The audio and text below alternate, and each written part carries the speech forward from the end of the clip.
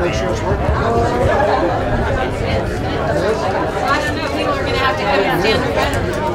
Ready to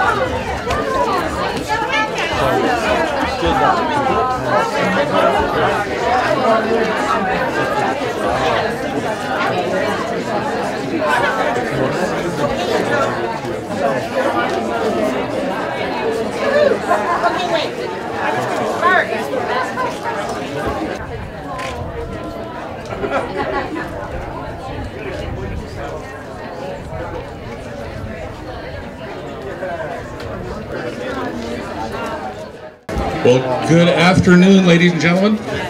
I have amplification on my side, which is so unusual. As long as I don't have magnification, which could be a problem in my case. So that's lovely. My name's John Ing, and I have the pleasure and privilege of serving as the mayor of Missoula, Montana.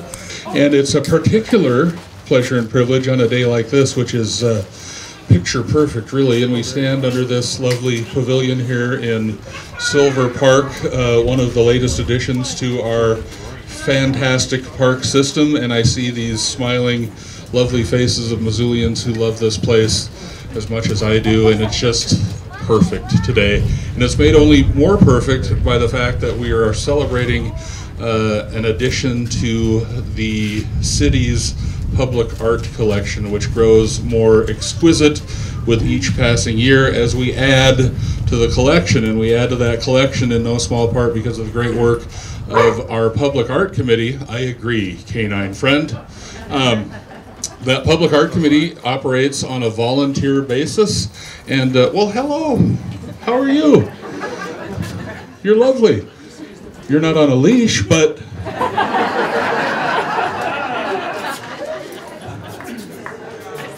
who am I to enforce ordinances?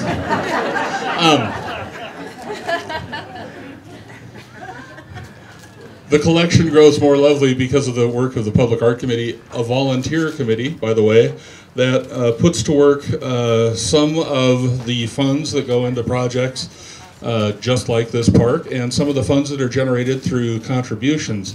And that volunteer committee has been doing this work over and over and over for many years. So whether you're at the end of Higgins Avenue, where you see the lovely, what we refer to often as the X's crossings, or whether you're right here in Silver Park, where we will unveil yet a new piece of art, you can thank those folks and their predecessors and the visionaries who decided that we are better for working collectively to add to the visual landscape by investing in art. So, Public Art Committee deserves a round of applause, I think.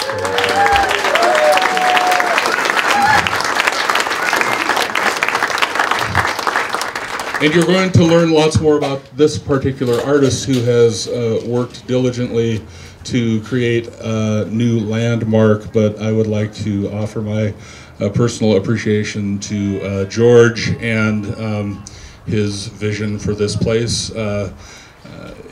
Creating a landmark is a gift, and we get to celebrate that gift, and many will for years and years to come. And that, again, is the beauty of art. It's not just for us, it's for those who come after us. So thank you, George, for what we're about to celebrate today.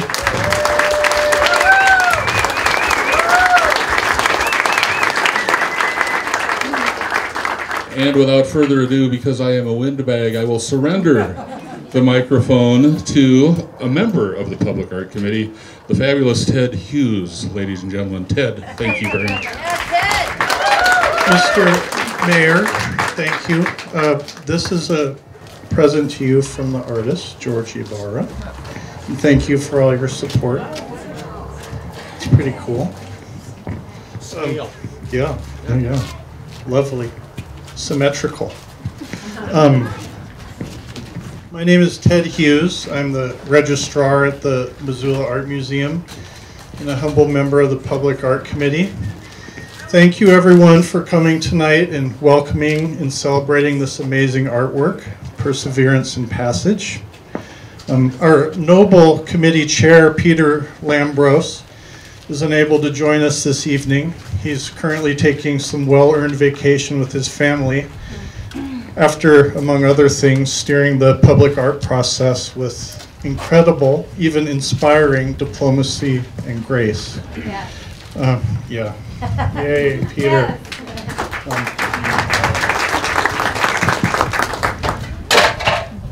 Whoa. But he asked that I extend his personal thanks to the Public Art Committee. The good folks at the Missoula Redevelopment Agency who have been instrumental in most of the public art projects in town over the years. The Morris and Helen Silver Foundation, whose commitment to the people of Missoula is without bounds. And to all the community members who volunteered their time to participate in the selection process. So thank you on behalf of the chair.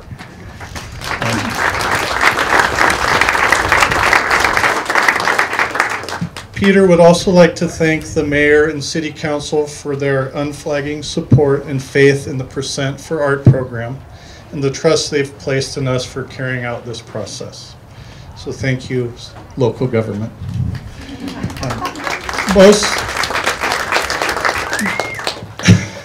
Most importantly, he wanted me to convey his heartfelt appreciation to the artist, George Ybarras, for his, usually I wing these things, but I thought I'd spare you that and type it out. For his vision and his own perseverance, bringing this extraordinary piece of art to fruition. The public art process is a unique, some might say tedious process, and in many ways Perseverance and Passage symbolizes the persistence required to negotiate the many steps and obstacles to finally pass through to this moment. Like this gentle giant over here, you have to square your shoulders and lean into it. Making it through the initial competitive and time-consuming process of the request for proposals and the finalist presentation is only the beginning. This art call in particular resulted in many fine and wonderful artworks that the committee had to turn down, which is always painful and heartbreaking to us. But we are grateful to all the artists that took the time to throw their hat in the ring. Once Perseverance and Passage won the commission, George was on to interacting with working groups and their pestering emails, permitting, agency reviews, deadlines, dealing with vendors, and leading a team of builders. So that you're usually autonomous artists that labors away in their garret or their private studio. In this sort of a process, they have to become a project manager and a construction boss. Right, George is nodding, yeah. It's been a delight to work with George, and from the get-go, the committee had the utmost confidence that he would negotiate the process with professionalism and execute this project within budget and time frame constraints.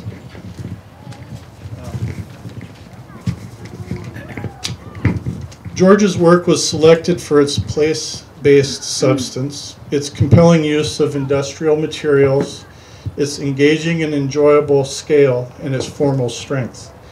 Each element supports the whole. The subject matter, the texture and weight of the Corten steel, the sturdy rectangular forms, the movement suggested by his stride, the various angles to be experienced in the round, and the beautiful park and surrounding city and landscape. These elements all work together to create a unified and iconic artwork that honors the generations of labor that established Missoula as a vital working town of culture and quality of life. Perseverance and Passage honors the past, celebrates the present work and construction that you see taking place all over town, and its steady presence suggests a strong, optimistic future for the coming generations of Missoulians. Thanks again for coming tonight. And now I'd like to introduce to you Carrie Montgomery of the Morris and Helen Silver Foundation, a big supporter of this project. Here you go. So I just want to welcome you to Silver Park, and I'm very proud of this park as a legacy to the Silver family. And I also just want to express how much work goes into this public process. I had no idea what the art committee goes through until I sat through these meetings. So I want to thank George especially. George, can you come up here? This is George Ybarras, I know. And his creativity and passion has really inspired me. Working with George has just been really, really fun. And I want to thank you, George. Appreciate that. And the art committee. Well, thank you, everyone. I want to thank the Mayor Engen and Ted Hughes and Carrie for the nice introduction. Welcome to Silver Park and the new Sawmill District for Missoula. I think that this is a great addition to our community, and in particular, this park is a real special place. We have Hal's Walk, which is real special for those who like to walk the river trail. The Core 10 footprints that kind of mark the trail along the river, I think complements the artwork itself because it's also in a stride and a path of moving forward. And I think that's really important for a community, is to keep thinking about moving forward. The Perseverance in Passage, the title of the sculpture, it's 28 feet tall. It's made from a Core 10 steel, but the sculpture, for the most part, commemorates the steadfast area of Missoula and the transitions that this area has gone through, and especially this mill site. It commemorates the endurance of the many travelers who have made their way along the Clark Fork River over time. But it also acknowledges the endurance of the industrial mill worker during the time of their labor that they spent here, coming here daily, working and sweating each day. And so this piece is about endurance and perseverance. The design conception started about 20 years ago. Corey Walsh of the Missoulian wrote a wonderful piece for the paper that kind of documents the history of the artwork and the track that it's kind of been on up to this point. It was important for me to kind of tell the story about the original design conception, because I felt like in a lot of ways a lot of art doesn't quite have as long of a history as far as being able to get constructed to this height of 28 feet. This is the largest piece of artwork I've ever created, and I'm just now hoping to keep making bigger and bigger pieces.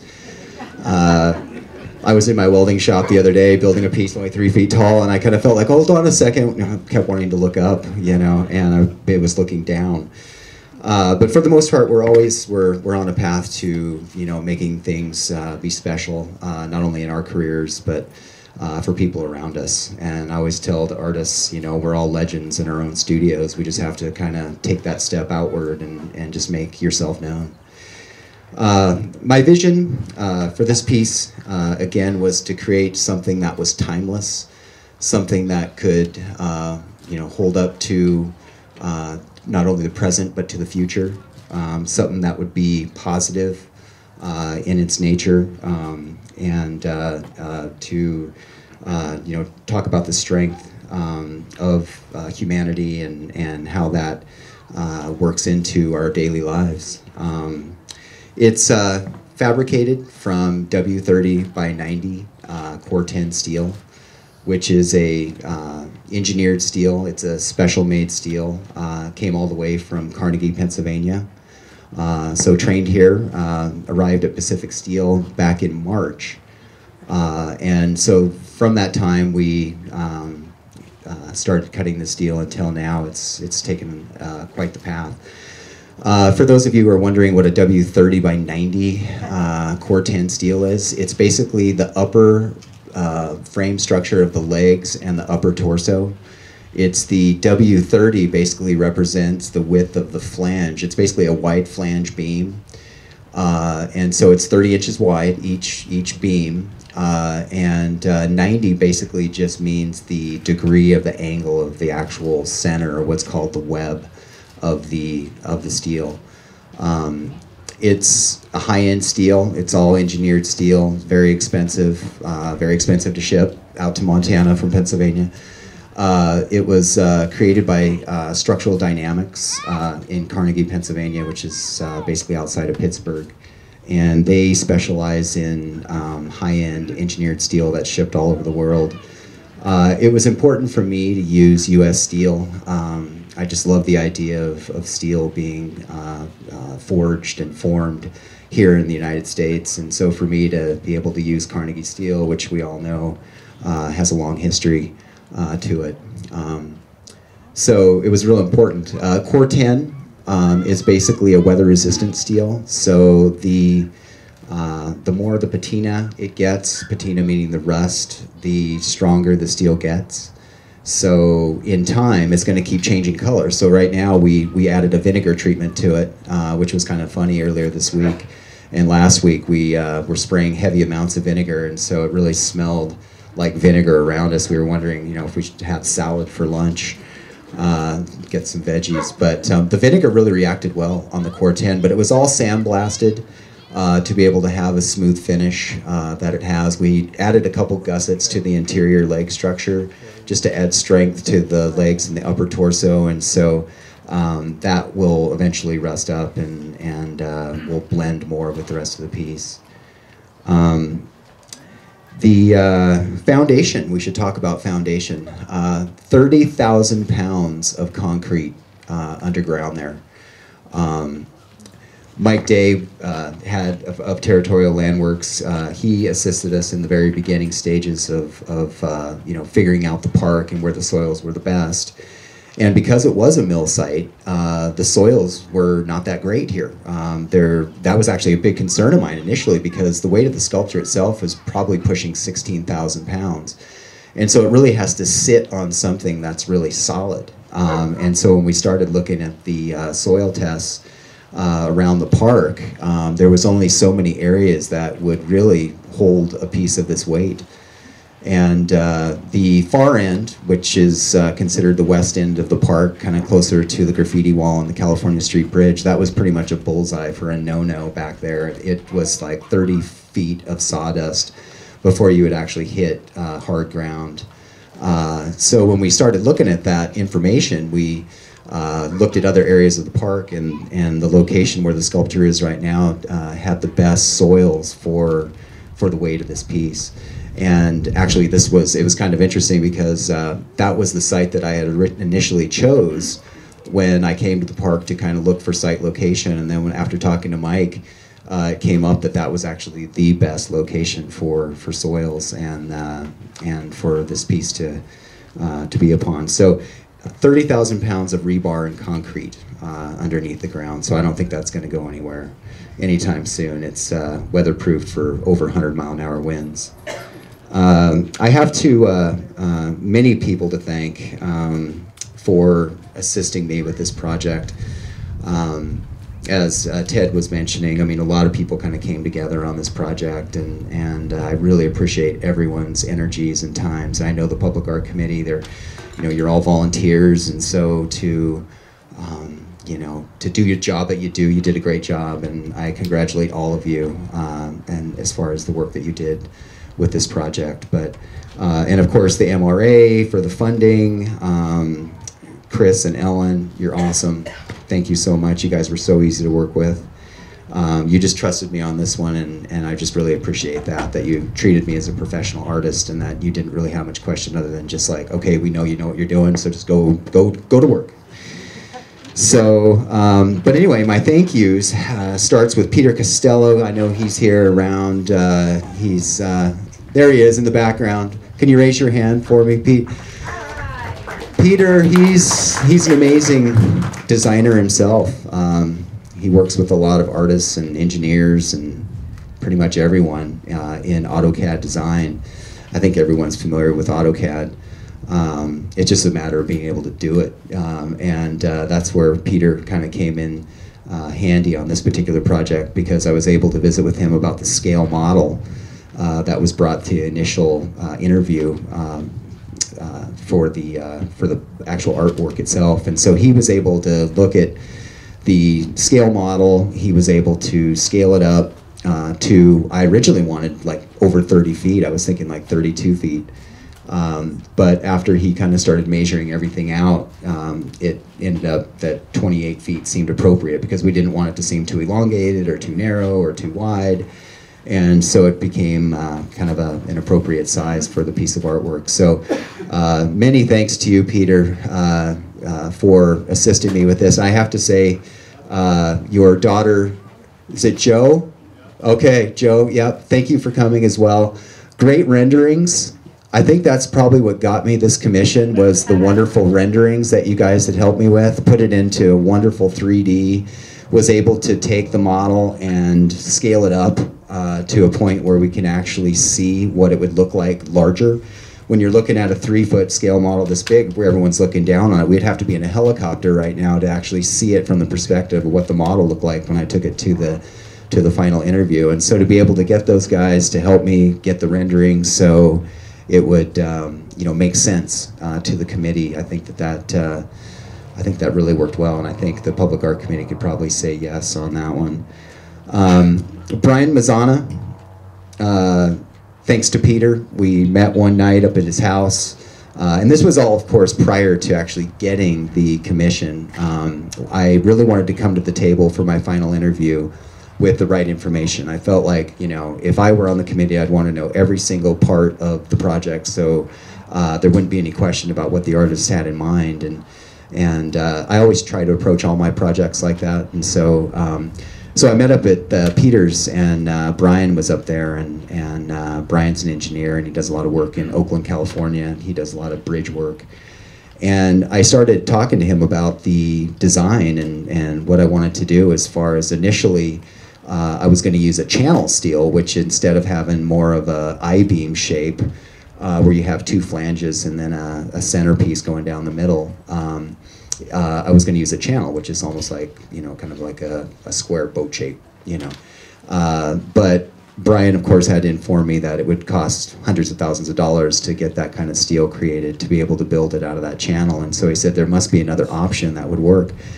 And what came up was that to use a wide flange beam, and so we decided on a W30 by 90 beam. And of course, with Peter's abilities in AutoCAD, he was able to take it into his design and actually create it in a W30. And he showed it to me, and he says, "What do you think of this?" He's like, "I don't think it's changed a bit from the channel to a W beam." And I agreed with him. I said, "Wow, I actually like it better." And so actually not having to custom make a part, we were actually able just to use an engineered steel. And I can, thank you. The W30 beam, there's nothing like it in art. I've done a lot of research. I look at a lot of public art when I'm traveling, when on the internet, constantly looking for large-scale pieces of artwork. And I can tell you that this is probably the only piece in the world that's made out of a W30 by 90 beam. Some of you may be familiar with Mark DeSuvero. Unfortunately, he would not like to see this size beam in a piece of artwork, and he'd be like, "Okay, I need to start using that myself." Mark uses a lot of I-beam in his work, but nothing to the extent of this W30 beam. It had to be big, and I really wanted that heavy feeling to the piece. Wade Sellers of professional PCS, Professional Construction. He helped with the fabrication. He and his team, I have to say that Jim Kane and Arnie Noble, 2 great guys. In fact, Arnie Noble, he's had shoulder surgery. The first day he was on the job, he was going to go to the hospital the next day to Bone and Joint to have his shoulder worked on. But he was still up there on the scaffolding, welding the best of welds, and wasn't complaining a single bit, just kept asking me for water. And so it was great having those guys on board, and especially, I mean, with Wade, I mean, to take on this project. I mean, their company has a lot of skills, and they were really easy to work with. All I had to do was explain what I wanted, and of course, with everything, it's lots of conversation just to get it right. But they nailed it. They really did. It just turned out just the way I was hoping it would. it would turn out. But again, my thanks to Jim Kane, young welder, but amazing in his work. I think I'll have him doing some other pieces for me as well. Let's see. I can't forget about Tom Bodette of Bodette Engineering. Donated all of his time to create the design work for the footings. Laid it all out on paper, looked at the actual models, looked at the CAD work that we had created. He went to work with his team and came up with a real solid design for the footings. It has a monolithic slab at the bottom, 6 feet, actually it's 5 by 9 feet. 2 of those, and then there's a column that the legs connect up to. So again, just lots and lots of weight. But then he also looked at the drawing itself and kind of approved a lot of the engineering on the actual artwork itself. And he said, you know, I have no changes on this. You planned it out right, which really made me feel good about that. Mike Day and Derek Vieira of Territorial Landworks, thank you for all your help with soils and survey work. We did survey it. We wanted it to face towards Patty Canyon and right at the base of Patty Canyon and Black Mountain there. And I think we got the right angle on that. Ezra Williams of CTA for assisting with site location and the positioning of the sculpture in a CAD form so the surveyor could understand the angles and where that was going. I want to thank Bill Karras of Karras Nursery and Landscape for donating all the soils for the backfill. And then, of course, his continued support of my artwork. He's been an amazing boss. I've seen a lot of you at Karras Nursery. I worked there as well. Yeah, great guy, great family. Corey Walsh, editor of the Missoulian Entertainer, for following the path on this piece. Thank you for Corey's wonderful words to try to explain what this piece is all about and the history of it. I'd like to thank Joan Jonkel for taking wonderful care of my son Xander so I could work on my artwork. Consumed a lot of time, and Joan has been great with assisting with any kind of care that my son may need. So thanks, Joan, for that. I want to thank all of the Public Art Committee members. In particular, I want to thank Doug Olson and Tog Peterson, and of course Julie, for making all these beautiful presentations, storyboards, and the thank yous for everyone who's participated. You guys just really did a great job, and I really appreciate all of your hard work. And Tog, thank you for walking me through the permit process and explaining to me the different stages of permitting, which I was newly introduced to. And yeah, quite the permits were very interesting, but it's neat to be able to get through that process and understand it. And of course, everyone at Parks and Recreation, Bob Worthen and Rich, great guys with Parks and Rec, and then of course everyone at the Development Office for permitting. And again, I want to thank the MRA and the Morris Helen Silver Foundation for your contributions to the sculpture piece to make this happen here. I have a few dedications that I'd like to make. I dedicated, the first dedication for this piece of artwork goes out to my mother-in-law, the late Margot Jerem. She honestly was a rock for me, and she's missed every day, and so I just want this to be special for my wife Kate, that, you know, she really made a big difference in my life, and I just really appreciated all of her support that she had given me, and of course her continued support of my being an artist as well. I dedicate this sculpture to my daughter Zora and my son Xander for being great kids and understanding that sometimes Dad has to work on the weekends and cover a deadline, and sometimes we can't get to the park every night, but you know, eventually we do get there and have fun. And I also want to dedicate this sculpture to my wife Kate for making sure that I never gave up on being an artist. Being an artist is tough. It's an emotional business. We just have to keep moving forward, and she always made sure that I had that one step forward. And thank you for that.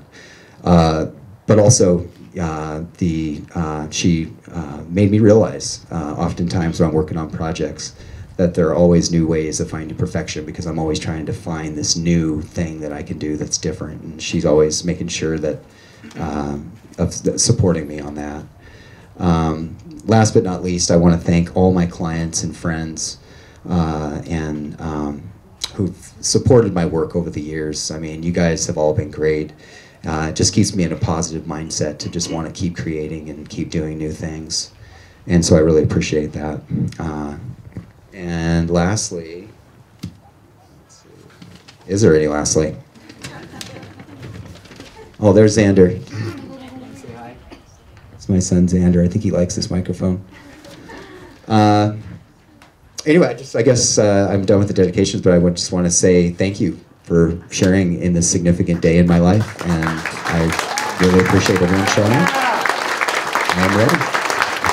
If everybody would like to follow us over to the sculpture, the mayor and George will set it free into the wild at cutting the ribbon. I also want to thank Paige Pitzer and Riversong Catering for all the yummy food you're having tonight.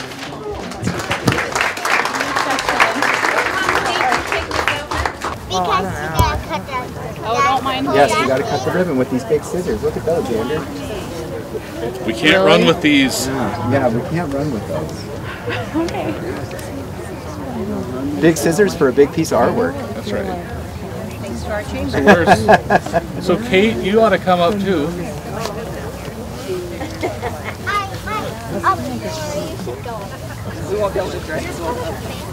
You don't think? Why not? Perfect. There she is. She's my little supermodel. Thank you. All right. Okay, here we go. Hoping for your sake they're sharp, but See? Yeah. It's a sharp edge. another some OSHA. So what we do is I take just a little snip, like that, and then I hand them over. Ah. Right? And you guys See, do maybe the- I'll hand you Mr. Xander. This is you know, a two-hand pair of scissors here. You can do it, George. Here we go. We don't need a torch? Okay, here we go. How did you One cut? at a time. Maybe we do need a torch. There we go.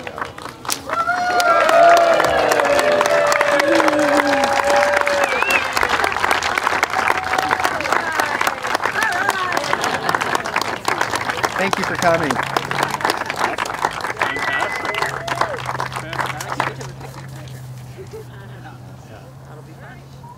And if it rains, you have to be a little strategic, but